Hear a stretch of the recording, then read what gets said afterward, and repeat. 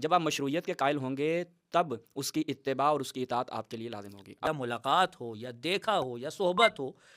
جب یہ تینوں معیار میں سے ایک بھی معیار ان کو حاصل نہیں ہے تو انہیں کیوں شامل کیا جا رہا ہے؟ شرف ثابت دینے کے لیے. اجازت دیں کہ اگر رسول پہ آپ اجازت دے رہے ہیں، امیر المومنین کے لیے اجازت دے رہے ہیں، تو کم از کم دیگر خلفاء پہ بھی تو تنقید کی اجازت ہونی چاہیے.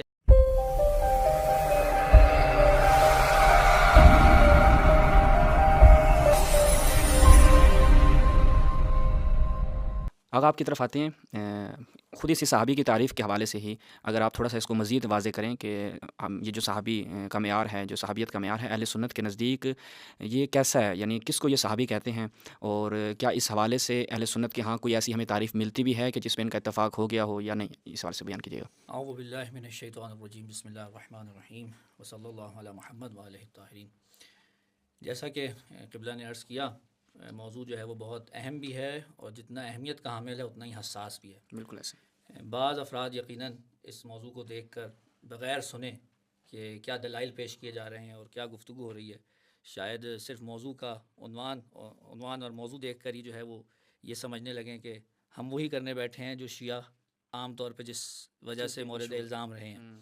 گو کہ ہم ان کے سامنے وہ حقیقت بیان کرنے بیٹھے ہیں جو اصل میں ہم نے نہیں بیان کی، جو قرآن، حدیث اور تاریخ نے بیان کی. اگر تاریخی طور پر اہل سنت کے ہاں صحابی کی تعریف کے عنوان سے دیکھا جائے تو ہمیں ایسا معلوم ہوتا ہے کہ ایک بہت بڑا عرصہ گزرا ہے اہل سنت کا کہ جس کے اندر یہ تعریف صحابی کے اوپر یکجا نہیں ہو پائے. کبھی یہ کہا گیا کہ جس نے رسول کو دیکھا حالت ایمان میں اور حالت ایمان میں دنیا سے گزر گیا وہ صحابی ہے. اچھا، اب جب یہ تعریف آئی سامنے تو یقیناً مشکل یہ پیدا ہوئی کہ اگر کوئی ایسا صحابی تھا جو نابینا ہے اور اس نے رسول کو نہیں دیکھا تو اسے اس تعریف پہ داخل کیا جائے گا یا نہیں کیا جائے گا، کیونکہ جامع افراد اور مانع اغیار نہیں ہو رہی تعریف. اسی طریقے سے اگر دیگر تعریف کی طرف دیکھا جائے تو اس میں وہ کہتے ہیں جناب علی کہ وہ شخص جس نے رسول سے روایت نقل کی ہو. اس کے اوپر بھی مشکل یہ تھی کہ بعض افراد نے اسی تعریف کی بنا پر پوری کتابیں تالیف کر دیں اور جس شخص سے بھی رسول سے روایت اسے لیتا دیکھا اسے صحابی کے زمرے میں داخل کر لیا. جبکہ بعد والوں نے لکھا کہ جناب کئی ایسے افراد تھے جو تابعین سے تعلق رکھتے تھے لیکن انہوں نے آ کر رسول سے براہ راست مرسل روایت نقل کر دی، تو آپ نے تو تابعین کو بھی صحابیوں میں داخل کر دیا. ایسا ہی اوورآل 13% صحابی بنتے ہیں کہ جن سے روایات نقل ہوئی ہیں اگر ٹوٹل تعداد کے مد مقابل دیکھا بلکہ آپ نے یہ جو بات کی اس سے تو یہیں پر ایک اور میں اگر اجازت دیں تو کہہ دوں کہ حضور اتنا جو شور ہے کہ ہم نے ان سے دین لیا ہے، اور اگر دین لیا ہے تو ان کے اوپر کچھ سن نہیں سکتے، یا ان کے حوالے سے کوئی ایسی بات جو تاریخی طور پہ مستند ہو وہ ہم اپنے لیے برداشت نہیں کر سکتے کیونکہ ہم نے ان سے دین لیا ہے. تو حضور صرف 13% صحابی ہیں جنہوں نے آپ کو دین پہنچایا، باقیوں کا تو اس میں دین کا کوئی کردار ہی نہیں ہے. یعنی اگر آپ ان باقیوں سے کچھ نہیں لے رہے تو ان کے لیے تو یہ عمارت کھڑی کرنے کی آپ کو ضرورت ہی پیش نہیں آنی چاہیے تھی. لیکن پورا ایک سلسلہ بنایا گیا، بالآخر لڑ دھڑ کے آخر میں یہ نتیجہ نکلا کہ ابن حجر نے ایک تعریف بیان کی اور سب نے کہا کہ جی ہم اس کو قبول کر لیتے ہیں. اور وہ تعریف یہ تھی کہ ایک تو جسے رسول سے لقا حاصل رہی ہو، یعنی ملاقات ہوئی ہو رسول سے، اور دوسرا یہ کہ وہ حالت اسلام میں رسول سے ملا بھی ہو اور اسلام پر ہی دنیا سے رخصت بھی ہوا ہو. تو ایسی صورت میں ہم اس شخص کو صحابی کہیں گے. گو کہ اس تعریف کے اوپر بھی ہم چاہیں تو اعتراض کر سکتے ہیں، لیکن بہرحال اہل سنت کے ہاں فی الوقت جو مشہور ایک معروف تعریف ہے وہ یہی ہے کہ جو ابن حجر نے بیان کی ہے. بالکل ایسا ہی ہے. آیت اللہ ملانی جو ہے وہ بڑا خوبصورت اس کے حوالے سے انہوں نے بیان کیا کہ بالآخر یہ نظریہ قائم کرنے کی ضرورت پیش کیوں آئی، اور یہ جو انہوں نے نظریہ پیش کیا یہ ایک طرح سے ابتکاری نظریہ ہے اور پوری تاریخ کو اپنے اندر سمے ہوئے ہے. انہوں نے بیان کیا کہ عدالت صحابہ کا جو یہ نظریہ قائم کیا گیا اس کی مین وجہ یہ تھی کہ خلافت ابو بکر، کہ خلافت ابو بکر یعنی کسی بھی خلیفہ کی خلافت کے لیے، بالخصوص جناب ابو بکر کی خلافت کے لیے اس کی مشروعیت کا قائل ہونا ضروری ہے. جب آپ مشروعیت کے قائل ہوں گے تب اس کی اتباع اور اس کی اطاعت آپ کے لیے لازم ہوگی. اب مشروعیت کہاں سے ملے گی؟ مشروعیت آپ کو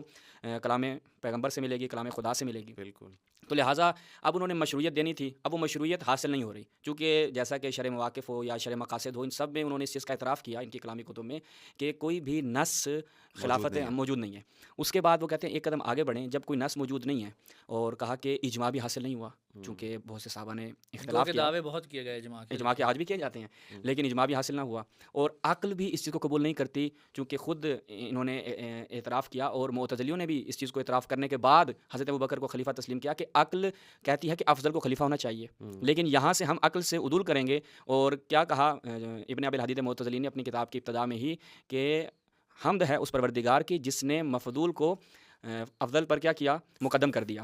یا مفضول کو فاضل پہ مقدم کر دیا۔ مقدم کر دیا۔ تو یہ انہوں نے یعنی عقل سے بھی ثابت نہیں ہو رہا، تو لے دے کے وہ کہتے ہیں، آیت اللہ ملانی فرماتے ہیں کہ لے دے کے ہمارے پاس کیا بچ رہا ہے، ہمارے پاس صحابہ کا عمل، کہ صحابہ نے حضرت ابوبکر کو کیا بنایا، خلیفہ، تو ان کا عمل حجت ہے، یہاں سے مشروعیت حاصل ہو رہی ہے، لہٰذا حضرت ابوبکر کی اتباع اور اطاعت کرنا ضروری ہے۔ جب حضرت ابوبکر کی اطاعت اور اتباع کریں گے، ہمارے پاس نص بھی موجود نہیں ہے، اب وہ جس کو خلیفہ بنا کے جائیں گے اس کو ماننا ہے، اب وہ جس طریقے سے اگلا خلیفہ معین کرے گا اس کو بھی ماننا ہے، اس طریقے سے سلسلہ آگے بڑھتا ہے۔ تو لہٰذا یہاں سے عدالت صحابہ کی بنیاد سمجھ میں آتی ہے۔ خود اگر آپ صحابی کی تعریف کو لے کے بیٹھ جائیں نا، تو شاید ہماری آج کی پوڈ کاسٹ میں یہ صحابی کی تعریف ہی ڈسکس ہوگی۔ بلکہ اگر آپ اجازت دیں تو میں یہاں ایک چیز کا اضافہ کرتا چلوں،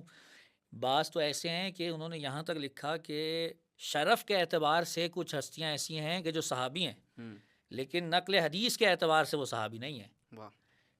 یعنی مطلب یہ ہوا کہ جو رسول کی زندگی میں ایسے افراد تھے کہ جو بالغ نہیں تھے یا جو اپنی سن تمیز کو نہیں پہنچ سکے تھے،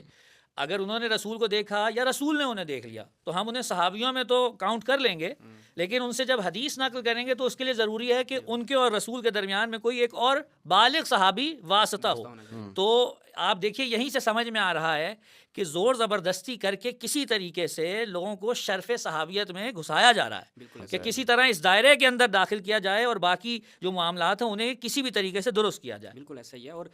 صحابی کے حوالے سے اگر ہم پہلی تعریف کو ہی دیکھیں، جو جناب واقدی صاحب پہلے محدثین میں وہ شخصیت ہیں کہ جنہوں نے صحابی کی تعریف بیان کی، اور انہوں نے جو قیدیں لگائیں، ان قیدوں کو دیکھتے ہوئے بعض لوگوں نے کہا کہ بھائی جتنی قیود آپ نے لگائی ہیں اس حساب سے تو ہمارے پاس صحابی بہت کم ہو جائیں گے، اور ہم نے تو تعداد بڑھانی ہے، تعداد جتنی زیادہ بڑھائیں گے ہمارے لیے شریعت کے ناقلیں جتنے بڑھیں گے ہمارے لیے ایک محفوظ قلعہ بنے گا۔ تو انہوں نے اس میں بلوغ کی بھی قید لگائی، عقل کی بھی قید لگائی، لیکن بعد والے آئے تو انہوں نے کہا کہ نہیں، واقدی صاحب کی تعریف درست نہیں تھی۔ پھر قرن بعد قرن جو ہے وہ ہر صدی کے بعد، یا آپ کہہ لیں کہ ہر ایک صدی میں 2-3 محدثین کے آئے اور انہوں نے مختلف تعریف بیان کی، یعنی ان کا اتفاق نہ ہونا۔ حتیٰ سیوطی نے تو وہ بلوغ والی شرط بھی ہٹا دی، حتیٰ کہا کہ جو بالغ کی شرط ہی نہیں رکھی ہے صحابی میں، جس کی وجہ سے کہتے ہیں لوگ کہ محمد ابن ابی بکر ہیں مثلاً، جو کہ وفات رسول کے وقت جو ہے پیدا ہوئے تھے، کچھ مہینے کے تھے، ایسا ہی ہے، وہ بھی شامل ہو جائیں گے۔ مثلاً آپ دیکھ لیجئے، ہمیں تاریخ میں ایک بہت ہی لائق تعظیم شخصیت ملتی ہے، گو کہ حضرت اویس قرنی کی۔ تمام تذکرہ نویسوں نے یہ لکھا کہ وہ کبھی ملاقات نہیں کر پائے رسول سے، نہ دیکھا نہ صحبت حاصل ہوئی، لیکن ان کو بھی بعض لوگوں نے شرف دینے کی خاطر، آپ جائیے تذکروں کی کتابیں الاصابہ اٹھا لیجیے، دیگر کتابیں، انہیں صحابہ میں شمار کیا۔ سوال یہ پیدا ہوتا ہے کہ جب آپ نے یہ معیار طے کر لیا کہ یا ملاقات ہو یا دیکھا ہو یا صحبت ہو، جب یہ تینوں معیار میں سے ایک بھی معیار ان کو حاصل نہیں ہے تو انہیں کیوں شامل کیا جا رہا ہے؟ شرف صحابیت دینے کے لیے۔ اسی سے سمجھ میں آ رہا ہے کہ اس کو باقاعدہ ایک آئیکن کے طور پہ پیش کیا جا رہا ہے، اور خود سے اس کو ایک شرف بنانے کی سڑتوڑ کوشش کی جا رہی ہے۔ گو کہ اگر واقعاً کسی کو یہ شرف حاصل ہو تو ہم اس کے سامنے اپنا سر بھی جھکانے کو تیار ہیں اور اس کی بات ماننے کو بھی تیار ہیں، لیکن حقیقت یہ ہے کہ زور اسی پہ لگ رہا ہے کہ کسی طریقے سے اس دائرے کو جتنا وسیع کیا جا سکے وسیع کر لیا جائے۔ بالکل ایسا ہی ہے۔ اور صحابی کی تعریف کو یہیں پہ ہم تھوڑا سا کلوز کرتے ہیں۔ اب آ جاتے ہیں اس کے دوسرے مرحلے پہ۔ دوسرا مرحلہ کیا تھا کہ ہم نے کہا تھا عدالت صحابہ۔ صحابی تو جیسا کہ بیان کیا کہ وہ بڑا ایک مشکل مرحلہ تھا، اہل سنت بھی بیچارے پریشان اس پہ، ہم کیا ان کی پریشانی دور کریں گے۔ آ جائیں اب عدالت پہ، کہ عدالت کے حوالے سے یعنی عادل ہونا، اس کا کیا کرائٹیریا ہے اور عادل کسے کہا جاتا ہے، تاکہ ہمیں سمجھ میں آ جائے کہ عدالت صحابہ سے مراد یہ ہے۔ جس طرح تعریف میں ماشاءاللہ مختلف اقوال تھے، اسی طریقے سے ہمیں عدالت میں بھی مختلف اقوال ملتے ہیں۔ گو کہ کہنے کو سب یہ کہتے ہیں کہ تمام صحابی عادل ہیں، لیکن اگر آپ پوچھئے کہ بھائی عادل کا معنی کیا ہے، اس کا مطلب و مفہوم کیا ہے، تو ایک گروہ جو ہے وہ یہ کہتا دکھائی دے گا اہل سنت میں کہ عادل کا مطلب یہ ہے کہ صحابی فاسق نہیں ہو سکتا، یعنی گناہ نہیں کر سکتا۔ اچھا، اب اس میں ان سے اگر پوچھا جائے کہ اس کی دلیل کیا ہے، تو ابھی اس میں ہم داخل نہیں ہوں گے، چونکہ اگر دلیلوں کو ڈسکس کرنا شروع کر دیا تو بات کہیں سے کہیں نکل جائے گی، بات نکلے گی تو پھر دور تلک جائے گی۔ دوسرا گروہ جو آتا ہے اور تعریف بیان کرتا ہے وہ کہتا ہے جی صحابی عادل یعنی عدالت سے مراد یہ ہے کہ وہ شخص نقل دین میں ثقہ ہے، پیغمبر پہ جھوٹ نہیں باندھتا، یعنی قرآن ان سے، قرآن کی تفسیر ہم ان سے لیتے ہیں تو اس میں بھی وہ جھوٹ نہیں باندھے گا، رسول کی حدیث ہم ان سے لیتے ہیں تو وہ اس میں جھوٹ نہیں باندھے گا. یہ دوسری تعریف ہے. اور اگر آپ دیکھیں تاریخی اعتبار سے تو ہمیں معلوم ہوتا ہے کہ یہ والی تعریف جو ہے وہ اہل سنت میں زیادہ قابل قبول رہی ہے. تیسرا ایک گروہ ہے وہ کہتا ہے جی کہ یہ معصوم عن المعصیہ ہیں، یعنی یہ جس چیز کو سمجھتے ہیں کہ گناہ ہے وہ نہیں انجام دیتے. ہاں اگر خطا ہو جائے اس کے لیے پھر آپ کو معلوم ہے کہ ایک دوسرا دروازہ بنایا گیا ہے جس کو اجتہاد اور خطائے اجتہادی کا نام دیا گیا ہے، وہ ایک دروازہ قائم کیا گیا ہے. بہرحال تیسرا عدالت کا نظریہ یہ ہے. یہ جو تیسرا نظریہ ہے یہ بہت ہی شاذ ہے. اور چوتھا نظریہ یہ ہے کہ جو چاہے مرضی کریں اپنی زندگی میں، چاہے اچھے اعمال یا برے اعمال، گناہ بھی کر سکتے ہیں، لیکن جب اس دنیا سے جائیں گے تو ان کو خدا یہاں سے پاک و پاکیزہ لے کے جائے گا. اب یہ کن دلائل کی بنا پر ہے، بہرحال یہ اس کا اپنا مقام ہے، لیکن ان کے یہاں خود عدالت کے معاملے میں یہ 4 اقوال ملتے ہیں، جن میں سے پہلے 2 زیادہ معروف ہیں اور دوسرے جو آخری 2 ہیں ان کے طرف جو ہے وہ کم لوگ گئے ہیں، لیکن یہ بھی اقوال بہرحال موجود ہیں. بلکہ یہ جو میں نے عرض کیا کہ بعض کا کہنا ہے کہ عادل سے مراد یہ ہے کہ روایت نقل کرنے میں ثقہ ہیں، خود یہ تعریف بھی صحابہ کے ہاں قابل قبول نہیں ہے. بخاری کے اندر روایات موجود ہیں کہ حضرت عائشہ کے سامنے کسی صحابی کا قول نقل کیا گیا اور انہوں نے کہا کہ جناب یہ جو ہے رسول پہ جھوٹ باندھ رہا ہے. یعنی اگر اس طرح کا کوئی سلسلہ موجود تھا اور وہ اس بات کو قبول کرتی تھیں جو آپ جسے کہہ رہے ہیں، تو پھر انہیں نہیں کہنا چاہیے تھا کہ جناب یہ رسول اللہ پہ جو ہے جھوٹ باندھ رہا ہے. ان کا یہ کہنا کہ رسول پہ جھوٹ باندھ رہا ہے اس کا مطلب ہے کہ حدیث نقل کرنے میں بھی سارے صحابی ثقہ نہیں ہے. کہ جب آپ یہ کہہ رہے ہیں کہ ہم نے ان سے دین لینا ہے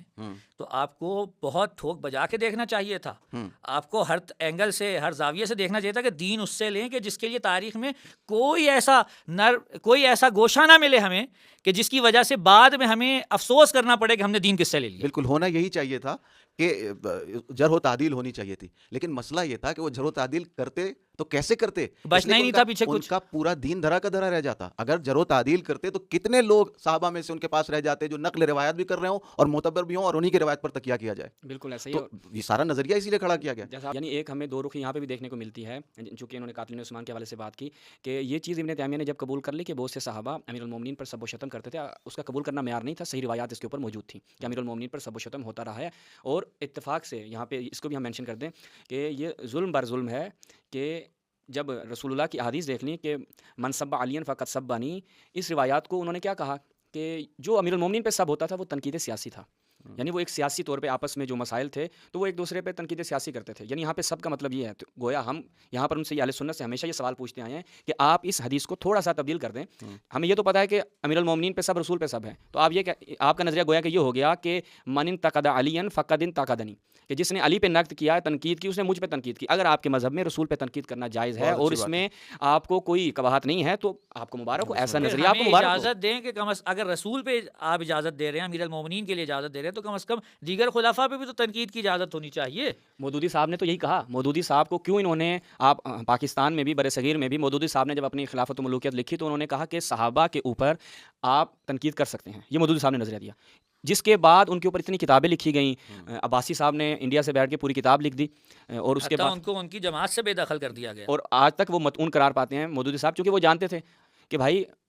انتقاد کرنا، نقد کرنا صحابہ ایک دوسرے پہ کرتے تھے، اور یہ وہ چیز ہے کہ جس کی نہیں ہمیں نہ قرآن سے ملتی ہے نہ روایات سے ملتی ہے. اور آپ نے جو ایک بات کی اس حوالے سے بھی ہم اپنے ناظرین کے لیے کنسیپٹ کلیئر کریں، چونکہ اجتہاد کا جو آپ نے یہاں پر نقطہ اٹھایا وہ اتنا خوبصورت ہے. ایک سوال ہم سے کیا جاتا ہے کہ حضرت زہرا سلام اللہ علیہ کی شہادت آپ ہمارے لیے ثابت کر دیں اپنی کتابوں سے یا ہماری کتابوں سے. اب آپ کے نقطے سے یہ پوائنٹ یہاں پہ کھلتا ہے کہ میاں ہم ثابت کیوں کریں؟ ہم اگر ثابت کر دیں، ہم ثابت کر دیا، حضرت عمر پھر بھی ایک ثواب لے جائیں گے.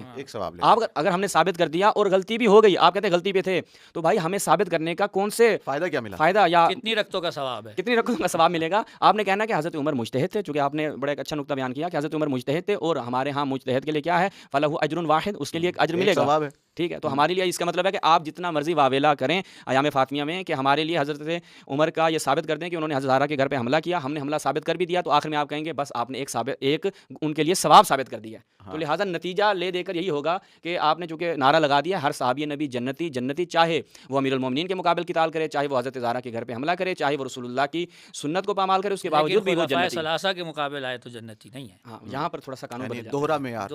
ہے, دوہرا معیار. ورنہ مالک ابن نویرہ صحابی تھے لیکن ان کو خلیفہ اول کے مقابل پہ لا کر اس طریقے سے رد کیا گیا کہ آج تک ان کو زکوٰۃ کے معاملے میں یہ کہا جاتا ہے کہ وہ مرتد تھے. انشاءاللہ وہ تو پردہ پوشی کی جاتی ہے خالد بن ولید کے اس عمل کے لیے. جی میں یعنی ہم چاہتے ہیں کہ اشارتاً نہ گزرے ان موضوعات سے, نہیں بس کہ ہم انشاءاللہ اس جو یہ موضوع ہے چونکہ مالک ابن نویرہ کی بات کی اور آپ نے خالد بن ولید کی بات کی, تو اس کو ہم چاہتے ہیں تھوڑا سا تفصیل سے ایک پوری اس کے اوپر ہو کہ تاریخی اعتبار سے اگر دیکھا جائے تو صحابہ کے ایسے ہم تو صرف یہ چاہ رہے تھے کہ یہ بیان کر دیں کہ دو رخی موجود ہے. یعنی جب امیر المومنین یا اہل بیت علیہ السلام کی بات آتی ہے تو وہاں پر ہمیں دکھائی دیتا ہے کہ نظریہ اجتہاد کا دروازہ بھی کھل جاتا ہے, نظریہ عدالت کا بھی جو ہے دروازہ کھل جاتا ہے. لیکن جیسے ہی یہ معاملہ خلفائے ثلاثہ کی طرف جاتا ہے تو قاضرین عثمان بھی مرتد قرار پاتے ہیں, جو خلافت ابوبکر کو قبول نہ کریں وہ بھی مرتد قرار پاتے ہیں. تو ہمارا فقط یہ کہنا ہے کہ اگر آپ نے امیر المومنین کو خلفائے راشدین میں فقط اس لیے نہیں رکھا کہ آپ جگہ کو پر کریں اور یہ بھرتی کا معاملہ نہیں ہے, تو پھر جو معاملہ پہلے 3 کے لیے ہے وہی چوتھے کے لیے بھی رکھیں. اور اگر آپ نے بھرتی کے لیے رکھا ہوا ہے تو پھر آپ سے ہماری کوئی گفتگو نہیں ہے. اجتہاد کی بات ہے, ایک آخری بات کر دوں. جیسے عدالت صحابہ کا نظریہ زمانے رسول خدا میں بھی نہیں تھا اور خود اصحاب رسول اپنی حیات میں اس نظریے کے قائل نہیں تھے کہ ہم سب عادل ہیں, اسی طرح خود اپنے مجتہد ہونے کا